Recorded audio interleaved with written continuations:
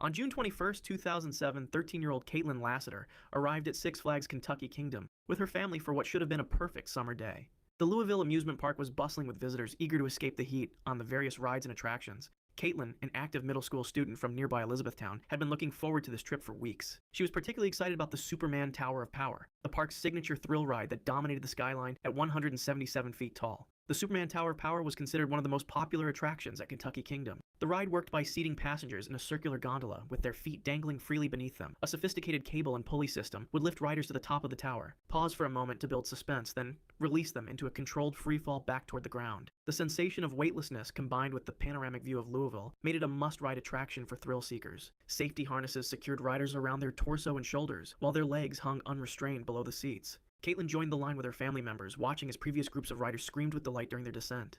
The ride operators went through their routine safety checks, ensuring all harnesses were properly secured before initiating the lifting sequence. Everything appeared normal as Caitlin's group was loaded into the gondola seats. The massive tower stretched high above them, and she could feel the anticipation building as the ride began its slow ascent. At approximately 40 feet above the ground, something went catastrophically wrong. One of the main support cables suddenly snapped under tension, creating a whip-like effect as the severed cable lashed across the ride's gondola. The steel cable, moving at tremendous speed and force, struck multiple riders before they could react. In an instant, what had been a moment of anticipation turned into absolute horror. Caitlin bore the worst of the cable's impact. The severed steel wire struck her legs with such force that both feet were completely amputated above the ankles. The other riders in the gondola screamed in terror as they witnessed the unthinkable accident unfold. Blood immediately began flowing from Caitlin's severe injuries while she remained conscious and aware of what had happened to her. The ride operators, seeing the emergency situation, immediately halted the lifting mechanism and began emergency descent procedures. Park security and medical personnel rushed to the scene as soon as the gondola returned to ground level. Caitlin remained remarkably calm despite her traumatic injuries, even asking about her severed feet. Emergency medical technicians quickly applied tourniquets and began life-saving treatment while preparing her for immediate transport to University Hospital. The other passengers, though physically unharmed, were deeply traumatized by witnessing such a horrific accident. The Superman Tower of Power was immediately shut down pending a full investigation. Caitlin survived her injuries but faced a lifetime of challenges adapting to her permanent disability. The accident led to industry-wide reviews of cable inspection procedures and ride safety protocols. Six Flags ultimately settled with the family for an undisclosed amount, while the ride was permanently removed from the park. The incident became a watershed moment for amusement park safety standards across the entire industry.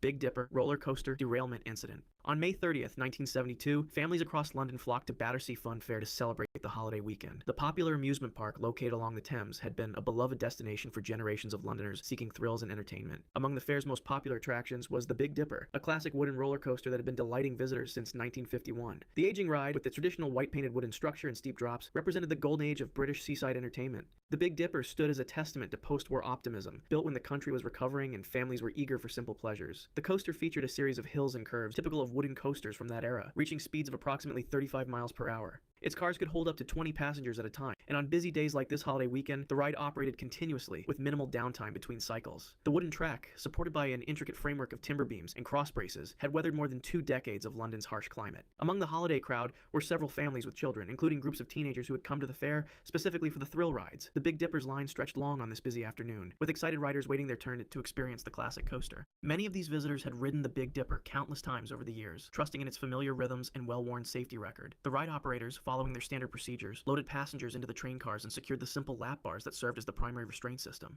As the fully loaded train climbed the first major hill, building potential energy for the exciting descent ahead, passengers could see across the Thames and the London skyline beyond. The mechanical chain lift carried them steadily upward with its characteristic clicking sound. Everything seemed perfectly normal as the train crested the first hill and began picking up speed on the downward slope. The familiar sensations of acceleration and mild airtime brought squeals of delight from the passengers. Then, as the train approached a banked curve at high speed, catastrophic structural failure occurred. A critical section of the wooden track structure collapsed without warning, unable to support the dynamic forces of the speeding train. The lead cars immediately derailed, leaving the track entirely and plummeting toward the ground below. Passengers were thrown from their seats as the cars tumbled and crashed into the support structure beneath the track. The wooden framework, never designed to catch falling train cars, splintered and collapsed under the impact. 5 people died instantly from the devastating crash, while 13 others sustained serious injuries ranging from broken bones to severe trauma. The screams of the injured and terrified witnesses filled the air as park staff and visitors rushed to help. Emergency services arrived quickly, but the tangled wreckage of wooden beams, twisted metal, and overturned train cars made rescue efforts extremely difficult. Some victims remained trapped beneath the debris for hours, while rescue workers carefully dismantled the collapsed structure. The investigation that followed revealed that structural fatigue and inadequate maintenance had compromised the ride's safety.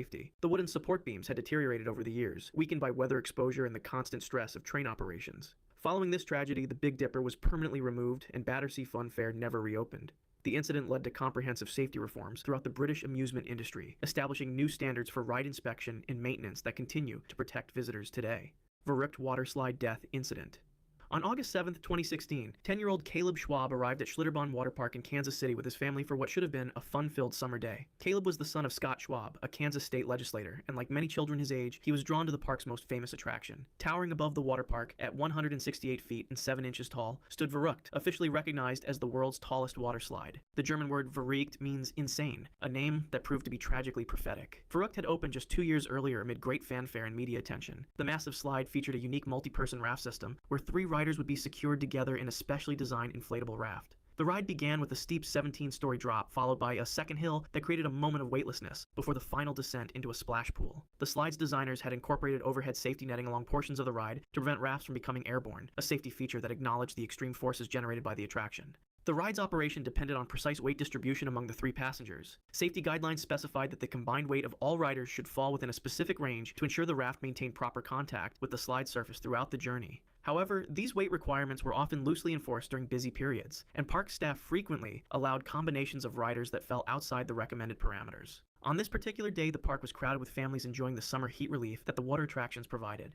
Caleb was excited to experience the world record slide, despite being smaller than the typical rider. He was paired with 2 adult women in the 3-person raft, creating a weight distribution that was significantly below the recommended minimum. The raft was secured at the top of the 168-foot tower, with all 3 riders strapped in using Velcro and nylon restraints. Park attendants gave their standard safety briefing before releasing the raft down the steep initial drop. The raft accelerated rapidly down the first massive drop, reaching speeds approaching 70 miles per hour as it hit the bottom and began climbing the second hill. Due to the improper weight distribution, the raft carried too much momentum as it crested the second hill. Instead of following the slide's surface as designed, the raft became completely airborne for several feet. The lightweight raft, with insufficient weight to keep it grounded, flew upward toward the overhead safety netting that was meant to protect riders from exactly this scenario. Caleb, seated in the front of the raft, struck the metal supports of the overhead netting with devastating force. The impact caused fatal head and neck injuries, while the 2 adult passengers suffered serious but non-fatal injuries as the raft crashed back down onto the slide surface. Park staff immediately initiated emergency procedures, but Caleb's injuries were beyond any medical intervention. The other riders were rushed to nearby hospitals for treatment of their injuries. Verrückt was immediately and permanently closed following the accident.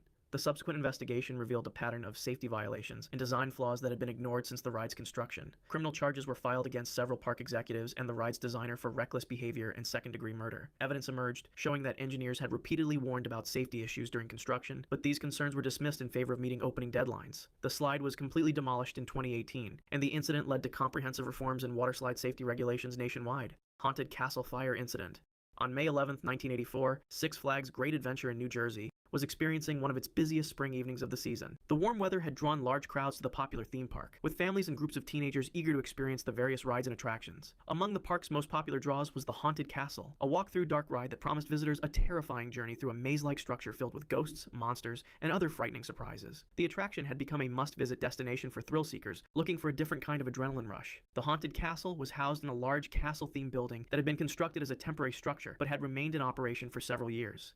Inside, visitors would navigate through a series of narrow corridors, dark rooms, and tight passages while costumed actors and mechanical effects provided scares along the way. The building's interior was decorated with foam padding, fabric hangings, and various props designed to create an authentically spooky atmosphere. These decorative materials, while effective for creating the desired ambiance, were highly flammable and had never been treated with fire-resistant chemicals. 8 teenagers, including a group of friends from nearby towns, had decided to experience the haunted castle together that evening. They were typical of the attraction's target demographic, young people seeking thrills and the social bonding that comes from shared scary experiences. The group purchased their tickets and joined the line outside the castle's entrance, joking nervously about what they might encounter inside. None of them could have imagined that this routine visit to a popular theme park attraction would end in tragedy. The building's design created several inherent safety hazards that would prove fatal. The maze-like layout included numerous dead ends and confusing pathways intended to disorient visitors as part of the entertainment experience. However, this same design made emergency evacuation extremely difficult, as there were very limited exit routes and no clear sight lines of safety. The building lacked a sprinkler system, smoke detection equipment, and adequate emergency lighting that would have been required in permanent structures housing public attractions. Shortly after 6:30 p.m., a small fire began in one of the foam-padded walls deep within the attraction.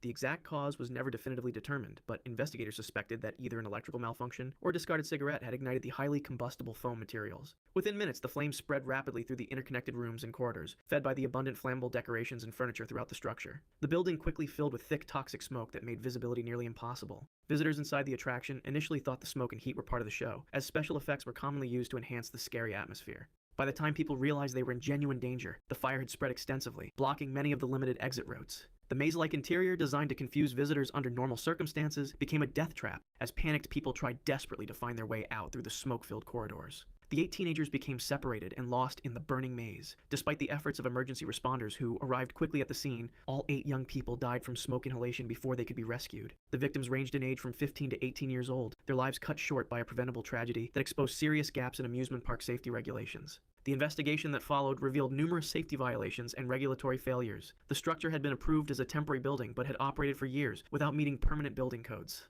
Criminal charges were filed against several park officials, and the incident led to comprehensive reforms and fire safety requirements for all amusement park attractions nationwide. The tragedy at the Haunted Castle became a turning point that fundamentally changed how the industry approaches safety in entertainment venues. Worlds of Fun decapitation incident.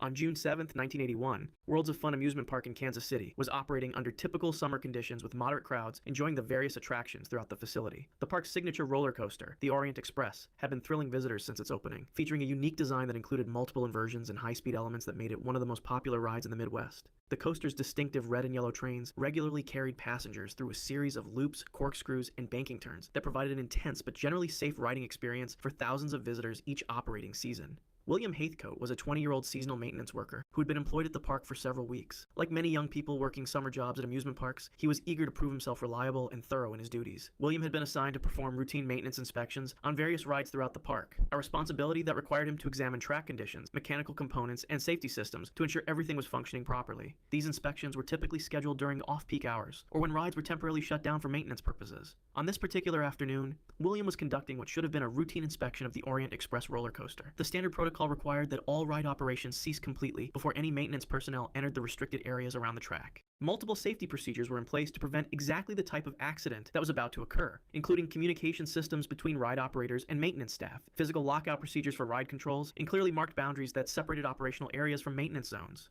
The Orient Express continued to operate normally, with trains full of passengers completing their circuits through the various inversions and high-speed sections of the track. The ride operators in the control booth maintained their standard monitoring procedures, watching for any irregularities in the ride's operation while managing the loading and dispatching of successive trains. The mechanical systems functioned exactly as designed, with block zones and safety sensors ensuring that trains maintained proper spacing and operated within safe parameters. Something went catastrophically wrong with the communication and safety protocols that should have prevented any maintenance worker from entering a restricted area while the ride remained operational. Williams somehow gained access to an area immediately adjacent to the active roller coaster track, placing himself directly in the path of the speeding trains. Whether this was due to a breakdown in communication between departments, inadequate training on safety procedures, or a momentary lapse in judgment, the result was the same. As one of the Orient Express trains rounded a curve at full operational speed, it struck William with tremendous force. The impact was instantly fatal, causing severe trauma that resulted in his decapitation. The passengers on the train experienced the horrific shock of witnessing this tragic accident, while the ride operators immediately initiated emergency shutdown procedures upon realizing what had occurred. The train was brought to a stop as quickly as the safety systems allowed, and emergency services were summoned to the scene.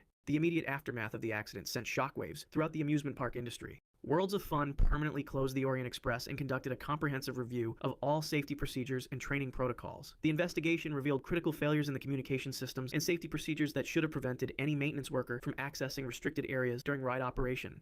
Criminal charges were considered, though the focus ultimately shifted to implementing systematic changes that would prevent similar tragedies. The incident led to industry-wide reforms in maintenance safety protocols, including mandatory lockout-tagout procedures, improved communication systems between departments, and enhanced training requirements for all personnel working in proximity to operating rides. William Haithcote's death became a catalyst for fundamental changes in how amusement parks approach worker safety, establishing standards that continue to protect maintenance personnel today.